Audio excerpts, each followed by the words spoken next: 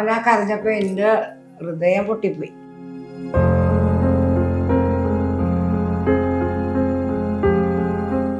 പുള്ളി കരഞ്ഞത് ഒരിക്കലും ലക്ഷ്മിയോ മസ്താനിയോ ഫേക്ക് അലഗേഷൻസ് തലയിൽ വെച്ചുകൊണ്ടൊന്നും മാത്രമൊന്നും അല്ലല്ലോ.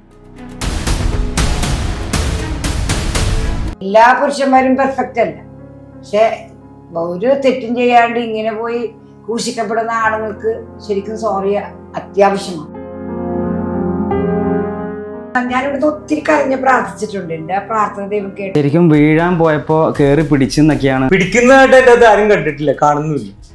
ഞാൻ എല്ലാവരോടും ചെക്ക് ചെയ്തു നോക്കി, എല്ലാവരും കണ്ടിരിക്കുന്ന ഒന്ന് തന്നെ. ഫേക്ക് അലഗേഷൻസിൽ പെട്ട മനുഷ്യന്മാർ നമുക്ക് മെസ്സേജ് അയക്കാറുണ്ട്. അത് പറയണ്ട, അവർക്ക് അത് ഒരു ഇൻസ്പിറേഷൻ ആയിട്ട് എടുത്തവര്. മസ്താനെ കുറിച്ചിട്ട് എന്താ പറയാ? ഒന്നും പറയാനില്ല. മസ്താനിനെ പറ്റി ഞാൻ പറയേണ്ട ആവശ്യമില്ലാന്ന് എനിക്ക് തോന്നുന്നു. ലക്ഷ്മിക്കായാലും മസ്താനിക്കായാലും ഇവിടെ വരാം വൈരാഗ്യം വെക്കാറില്ല. അത് ഒണിയിൽ വെക്കാത്ത ആളാണെങ്കിൽ അതിന്റെ അർത്ഥം ഇവര് വെക്കാറില്ല. ഇങ്ങനെയുള്ളൊരു പെട്ടെന്നൊരു മോശം പേര് കേൾക്കുമ്പോ എന്താണ്? നമ്മുടെ മക്കളെ ചെയ്യൂല, നമുക്കതറിയാം. അങ്ങനെ ഒരു പേര് വന്നാൽ തീർച്ചയായിട്ടും വിഷമം ഉണ്ടാവില്ല. ഏത് പാരന്റ്സ് ആയിരിക്കും. അമ്മേ, അവൻ എന്നോടും പറഞ്ഞില്ല അങ്ങനെ. അവനവിടെ അത്രയും അനുഭവിച്ച ആ ഒരു 2 ദിവസത്തെ പ്രയാസം എല്ലാം അവൻ തന്നെ നിന്ന് കൈകാര്യം ചെയ്ത് ആ മെച്യൂരിറ്റിനില്ല. ഹാറ്റ്സ് ഓഫ് ചെയ്യണം. കുടുംബത്തിൽ പിറക്കാത്തവനെ എന്ന് പറഞ്ഞു ഉണ്ട്. അത് ആ ഒരു പോയിന്റാണ് ഞാൻ കൊടുത്തത്. അമ്മ വിളിച്ച് അവനെ സ്നേഹത്തോടെ വാത്സല്യത്തോടെ പറഞ്ഞു, കുടുംബത്തിൽ പറഞ്ഞവൻ തന്നെയാണ് അവൻ. ഈ ലക്ഷ്മി ഓണർ കയറാൻ ആഗ്രഹിച്ച ആൾക്കാരായിരിക്കില്ലേ കൂടുതലും ഉണ്ടാകുക. ഇത് കാരണം അവര് തെറ്റുകാരിയാണ്.